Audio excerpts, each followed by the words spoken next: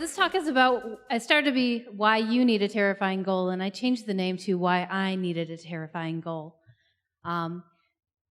And we have the conventional wisdom about goals is they need to be attainable, they need to be realistic, they need to be something you can do. You got to break them down into small steps.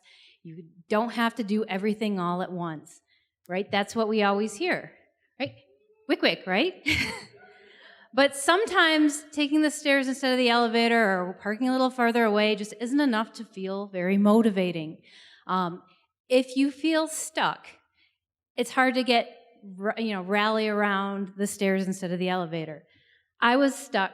I went to Italy, and that is one of two pictures of me because I felt so ugly and fat that I wouldn't be in any other pictures. I was at a Christmas party, and all I could think about is how bad I looked in that picture.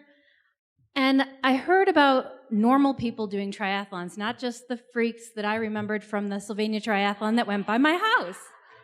I heard about things like Danskin, where there's someone designated to be last. And I thought, hey, I'm already running. I used to swim. And I've been taking spin classes, so this is a piece of cake, right? No problem. I can totally do this. And then I thought about, oh, shit, I have to do this. And I cried when I saw the hills in Wisconsin where I was doing my race, because in Toledo, we don't have many. But I finished. And that was probably one of the most perfect moments of my life, crossing the finish line. Thank you. And so my life has been perfect since then, the end, right? I thought I was all figured out. I lost 30 pounds. I looked good. I felt good. I was happy. I didn't think every day, what am I going to wear today to cover myself up? I just went out in clothes and felt good. So I thought, okay, well, I'll try some bigger races. I'll do more. I'll do more stuff. So I did a half marathon. I did the Chicago triathlon. I thought, if this one race made me feel good, more is better. I started training with our local triathlon club, and then I looked around the club, and everybody was super skinny, and they were training for half Ironman and Ironman, and I started to not feel so great anymore. I started to think, you know what, maybe I'm not good enough.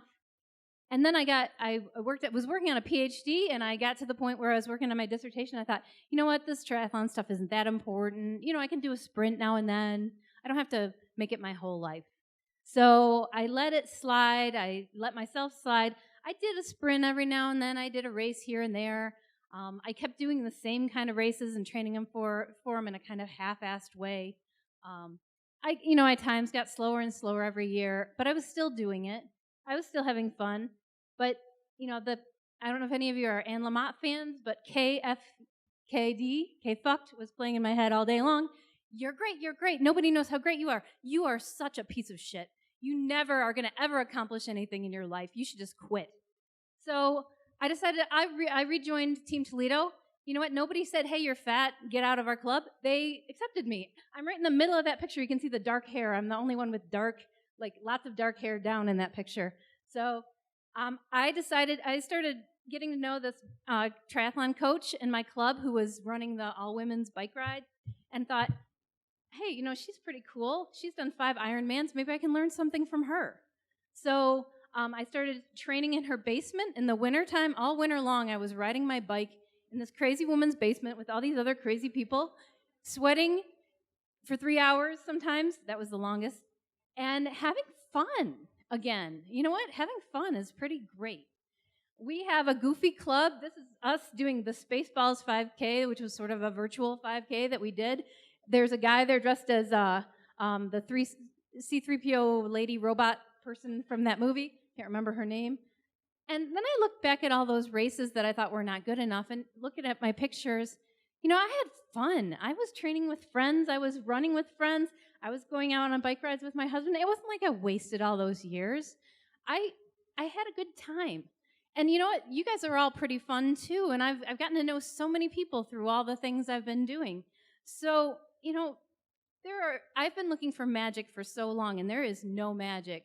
The only magic is doing the work, and then finding some help and support. And then give yourself a break, just like Kia said. That's it. Thanks, I'm Jen Sater, perfect in our imperfections, at Toledo Lefty.